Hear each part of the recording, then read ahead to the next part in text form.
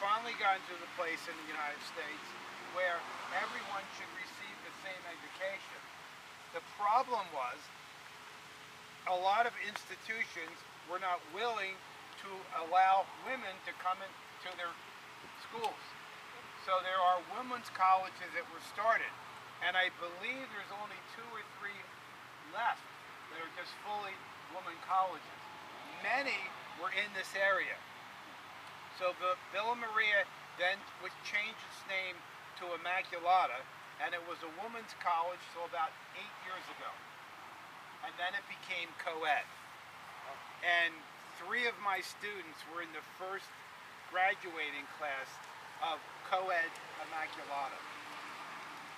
And so what happened here is on the other side, on the other side of that tree line that's now blocked by all those buildings was, remember when we were in Valley Forge, what valley starts there? Great Valley. The Great Valley. And so Valley Forge is that way. And now you're moving out towards Lancaster. You're moving out towards Lancaster in this direction.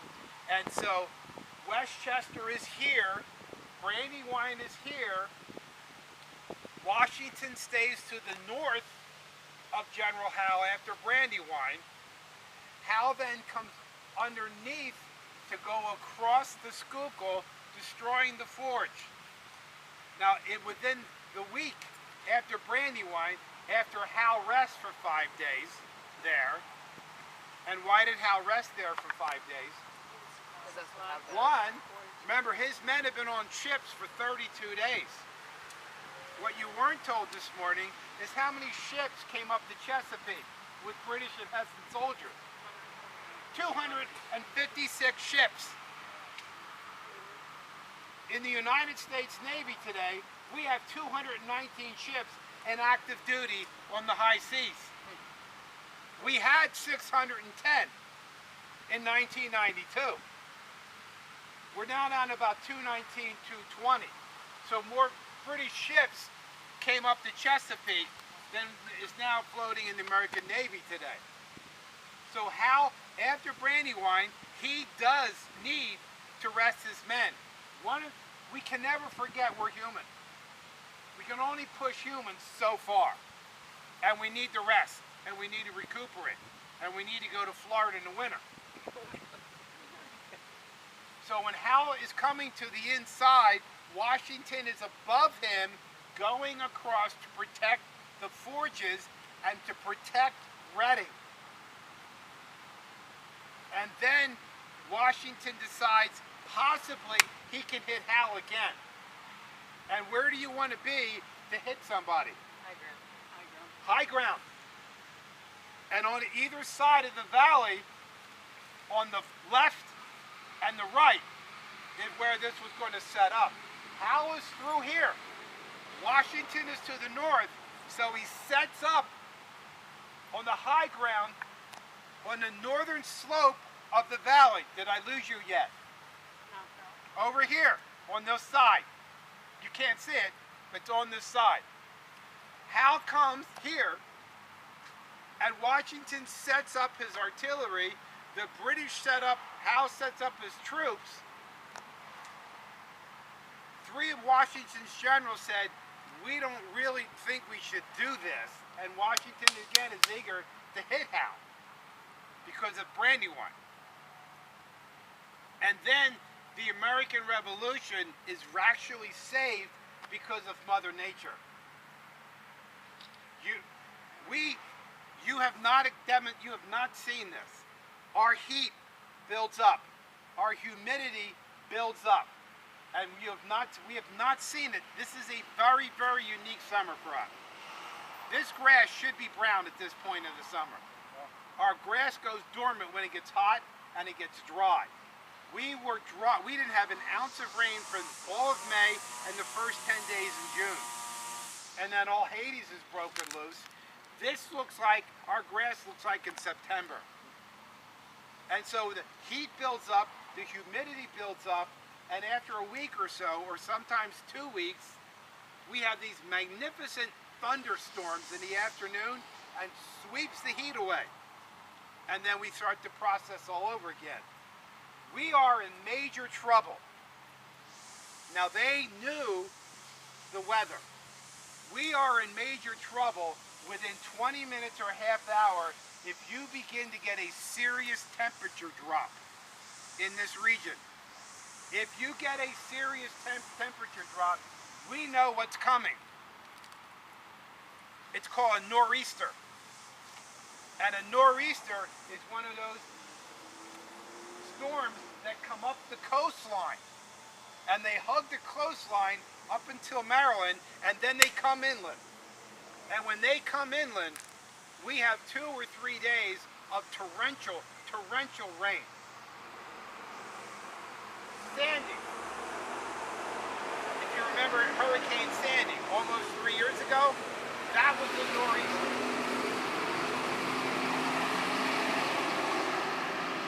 And it's devastating. And we know they're coming when that temperature begins to drop really quickly. And look out, because the heavens are going to open up. Well, that's really what happened in September. And they come up quick. And they didn't have Doppler radar. It comes up quick. And the temperature drops and the heavens open up. And there's nothing they can do. I mean, it is, if you've ever seen the really thick puddles, the thick raindrops, you've seen them when you were a kid here. It comes down straight, and it comes down hard, and it can hurt you. You want to get out of this. And this is what happens. The roads get so muddy within 15 minutes because the grounds crew could not get the tarps over the infield.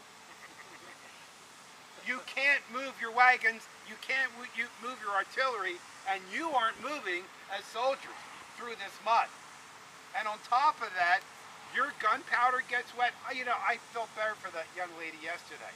When she shot the musket the second time and it wouldn't shoot twice, that's very common for that to happen. And when it begins to get rainy and it begins to get wet, your powder gets wet, you might as well walk off the field. The Continentals did not have the same pouches, packs, as the British. Theirs were waterproof.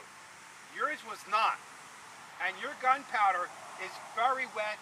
Your weapon right now is worthless to you. You can't move your artillery around. You can't march. So they basically look at each other in this torrential rain and throw up the white flag, and basically they go down off the fields. That saved Washington's army, because he would have been annihilated out here in this battle. So they just tongue-in-cheek call it the Battle of the Clouds. Obviously never happened. It got rained out. And the next day, General Knox reports to General Washington that 400,000 mini basketballs have been lost. Now, probably an exaggeration. Even 10,000 musket balls being lost, and your powder being extremely wet. You have nothing to do. You leave the field. So Washington then circles down off the field. Howe withdraws his troops off the field here, and then he goes over towards Valley Forge. And Washington again continues to stay north of Howe across the Schuylkill River, trying to protect the forges and the arsenal at Reading. Okay, so what I'm setting you up for is the Paoli massacre. That's how we get there, because Wayne comes underneath. Wayne is on inside of Howe's lines at Paoli. Right, so Immaculata, nice, gorgeous university, still very quiet, small university, very good school. It's out here on those 2 fields where those people are, looks like a soccer camp. Why anybody in America would play soccer, I have no idea. It's not an American sport, is it? They're playing football. He must be an ice hockey fan too. All right, so this is what happened here. So sometimes the trade you don't make is better than the trade you were going to make. And even though this got rained out here, it really saved Washington's army. It saved the Continental Army. It could have been over if they had clashed here, because Washington was greatly hurt after Brandywine, and Howe is not. And again, why is Howe coming through this area?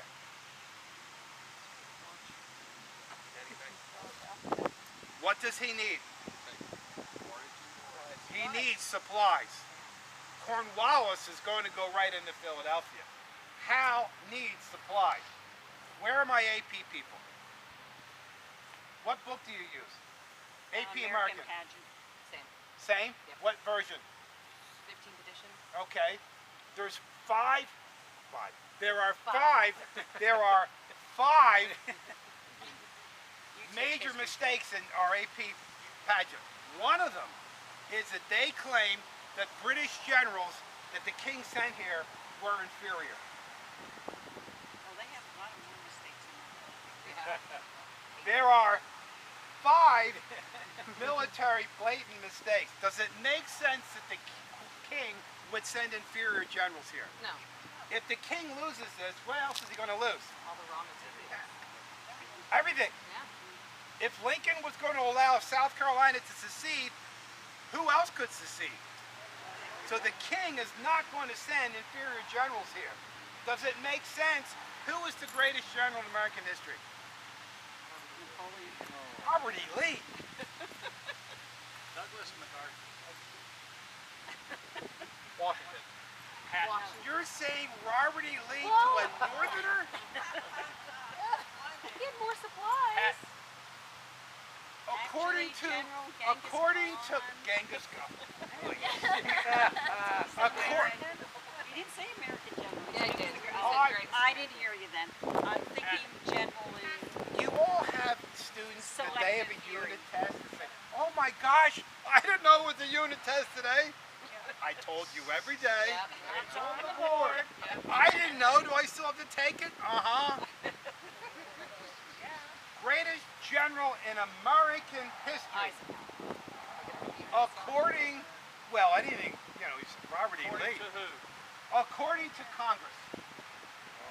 According to Congress. They didn't like that. Washington. Washington technically is a 6-star. 1976, Valley Forge, Executive Order, I believe, 87, Gerald Ford signed an executive order that Washington will always be the highest ranking general in American history. So the 5 stars, he's technically a 6-star.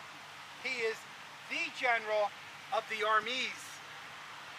All our 5 stars were a general of the army.